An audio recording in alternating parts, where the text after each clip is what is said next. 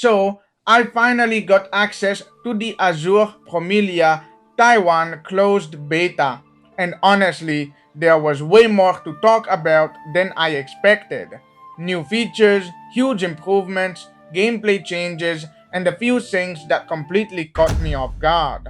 The game has evolved a lot, so today we're breaking down everything from the prologue and graphics to exploration, Kibo, and base building to see if Azur Promilia is really shaping up to be the next big gacha game. Before we get into it, I know I'm a bit late with this review. I've been busy these past couple of months, but since I couldn't find a full global review of the Taiwan CBT, I still wanted to share my experience and opinions. But before we jump in, what's up everyone? My name is the Alex, and here on the channel we cover all things gacha, especially Azur Promilia. If you're excited for the game, make sure to smash that like button, subscribe for more Azur Promilia content, and let me know down in the comments what are you most excited about for the game's release. Now let's get straight into it. Disclaimer: this review is based on the Taiwan closed beta test CBT version of Azur Promilia. The test only lasted 3 days, which wasn't enough time to fully experience every system feature or piece of content the game has to offer. Everything in this review is based on my personal experience during the CBT, and since the game is still in development, some things may change before the official release. Let's start with the prologue. Even with the language barrier, I genuinely enjoyed the opening story. The cutscenes were well made, and I loved how many different characters were introduced within the first few moments. It immediately gave me the feeling that this world was much bigger than what I was seeing. One thing that the developers absolutely nailed was the tutorial. Even though I couldn't read the language, the visuals and tutorial design made everything easy to understand. I never felt completely lost because the game did a great job showing me what to do instead of relying entirely on text. Honestly, that's something every gacha game should aim for. That being said, there was one major issue I noticed. The prologue is simply too long. I wasn't rushing through the story or skipping cutscenes. I was taking my time paying attention and trying to enjoy everything the game had to offer. By the time I finally finished the prologue, nearly 4 hours had passed. I actually knew this because my daily login rewards appeared the moment I completed it. After about the third hour, I eventually started skipping some dialogue, not because the story was bad, but because I realized the CBT only lasted 3 days. I didn't want to spend almost half of the test stuck in the opening when there was so much more content waiting for me. This is something I really hope the developers address before launch. If the full release keeps daily rewards, banners, and limited time events locked behind such a long introduction, players who actually enjoy reading the story could unintentionally fall behind or miss valuable rewards. The story itself was enjoyable, but the pacing definitely needs some work. Overall, I'd give the prologue an 8. Next, let's talk about the graphics. Before playing, I heard a lot of people saying the visuals looked underwhelming, especially compared to other gacha games releasing in 2026. After playing the CBT myself, I can understand where those comments are coming from. Azur Promilia has a very vibrant art style that reminded me a lot of Genshin Impact.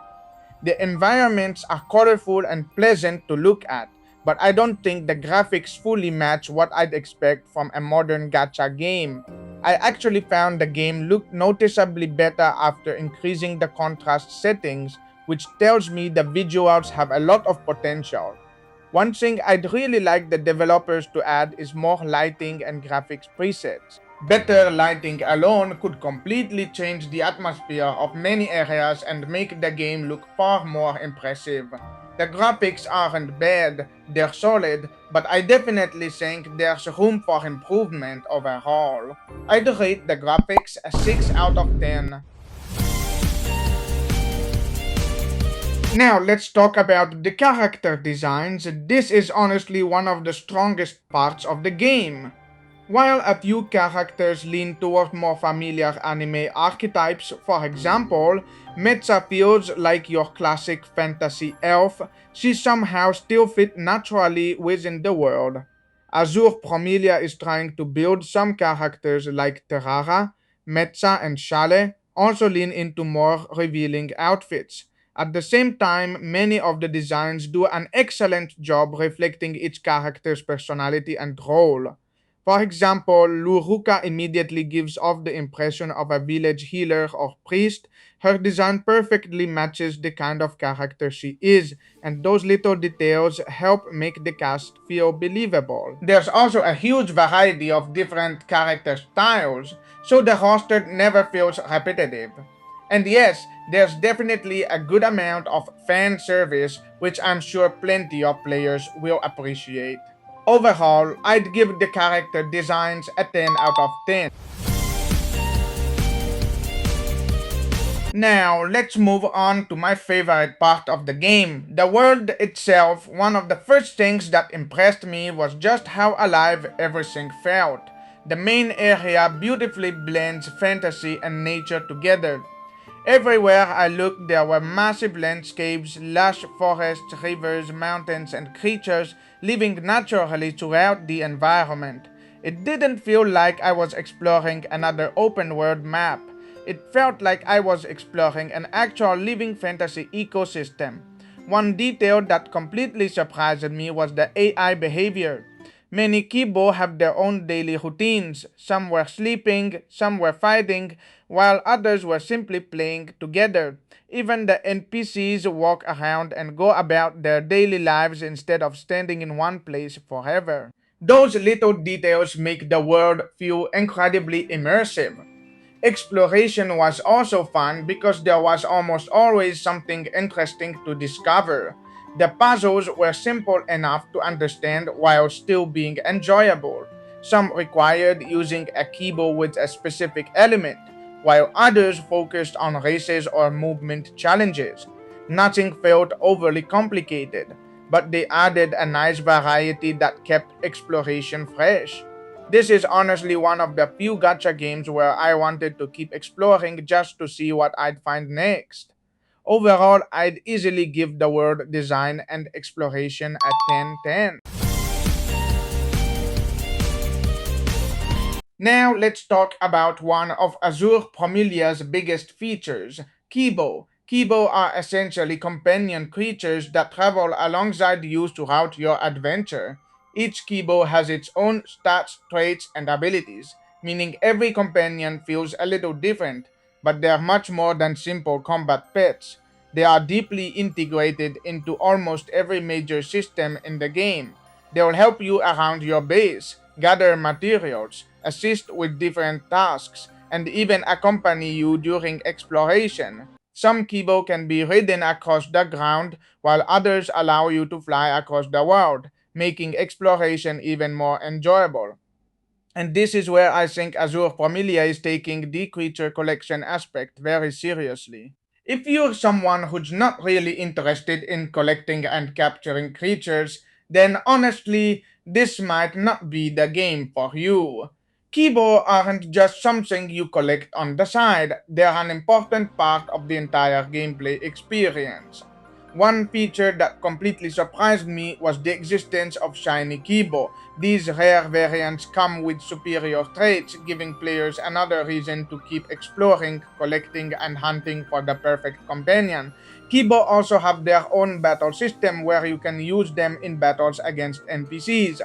From what I experienced, the concept reminded me a little of Clash Royale. It's easy to understand and adds another layer of gameplay outside of exploration and regular combat. However, I should mention that the Kibo battle system may not have been fully implemented in the version of the CBT I played, so I can't really give a complete opinion on how deep that system will eventually become. And there are still some things about Kibo's exact roles in combat that I think need further clarification from the developers. But overall, what really impressed me is how many different purposes Kibo have. They're connected to your home base, exploration, mounts, creature collection, and combat rather than being just another feature added on top of the game. And honestly, that's what makes the Kibo system so interesting to me. Now, let's talk about the base system, because this is where Azur Promilia really started to impress me. Your home isn't just a place to decorate. It's a fully functional base where you can build workshops, craft equipment, cook food, grow crops, manage resources, and assign your Kibo to help automate different tasks. If you've ever played Palworld, you'll probably understand the concept immediately. It has a similar management style but with Azur Promilia's own fantasy identity, but then I reached the Metsador. And honestly, I wasn't expecting it. The amount of interactions available there completely caught me off guard. I genuinely think this feature alone is going to become one of the biggest reasons people keep talking about Azur Promilia after release. It's surprisingly detailed, has far more interactions than I expected, and I can already see it becoming one of the game's most popular features. Now let's talk about the combat. The combat system immediately reminded me of Wuthering Waves, but Azur Promilia still has its own identity. Every character has flashy and satisfying animations that make battles feel exciting right from the start. The intro skills in particular look absolutely badass and make switching between characters feel incredibly smooth. Combat also revolves around elemental weaknesses, encouraging you to build different teams instead of relying on the same characters for every fight. The core mechanics are easy to understand, but still rewarding to master. You have your standard attacks, dodges, and parries, and the game gives clear visual indicators during combat. When an enemy is surrounded by a red circle, you need to dodge. When you see a yellow circle, that's your cue to parry. It creates a nice rhythm during fights and keeps you engaged instead of simply spamming attacks. It wasn't all perfect though. One thing that really bothered me was the invisible combat boundary. Whenever you enter a fight, a large blue wall surrounds the area, preventing you from leaving until the battle is over. Technically, you can leave by standing next to the barrier for a few seconds, but I still found it to be an unnecessary mechanic. In my opinion, this feels pretty immersion breaking, especially for an open world game. One of the biggest appeals of exploring a massive world is the freedom to approach situations however you want, including choosing to run away if you need to. I really hope that developers consider removing this feature before launch, because I think the combat would feel much more natural without it. Another thing that surprised me was the survival aspect. Both your character and your Kibo need to eat. If your character doesn't eat, they won't naturally regenerate HP, and if your Kibo aren't fed, their movement speed is reduced. It's a small mechanic, but it adds another layer of immersion and makes the world feel more alive. In my opinion, Azur Promilia is trying to combine several different genres into one game. It blends fast-paced action combat, open-world exploration, monster collecting, base building, live simulation, and light survival mechanics into a single experience. And surprisingly, it works. Instead of feeling overwhelming, all of these systems complement each other and give you plenty of different activities to enjoy depending on your playstyle. So, after spending 3 days with the Taiwan closed beta, what do I think of Azur Promilia? Honestly, I came into the CBT expecting another open world gacha game. Instead, I found something much more ambitious. Azur Promilia doesn't just focus on one system. It combines action combat, monster collecting, base building, exploration, and light survival mechanics into one experience. Surprisingly, all of these systems work together really well instead of feeling bloated. Of course, the game isn't perfect. The graphics could use some improvements, especially with lighting and graphical presets. The prologue could definitely be shorter, and I also think the combat boundaries can be pretty immersion breaking. But there's something important to keep in mind. The developers have already acknowledged many of the shortcomings in their letter following the second CNCBT about few months ago. So a lot of the issues I'm bringing up aren't necessarily things the developers are unaware of. Because of that, I think the real question is how much they can improve these areas in the next build. But outside of those issues, I genuinely had a great time. The world is beautiful and feels alive. The Kibo system is addictive. The base building offers far more depth than I expected, and the combat is fun enough to keep me engaged throughout the CBT. Most importantly, after finishing the beta, I actually wanted to keep playing, and to me, that's the biggest compliment I can give any game. At the same time, I don't want to make a final judgment based solely on a 3-day CBT, especially when the developers are clearly still working on the game's current shortcomings. I'd rather wait and see what they improve in the next build before making a definitive judgment on the game. If the developers continue polishing the graphics, improve the pacing of the prologue, address some of the immersion issues, and keep expanding everything that already works, I honestly think Azur Promilia has the potential to become one of the biggest gacha game releases in the coming years.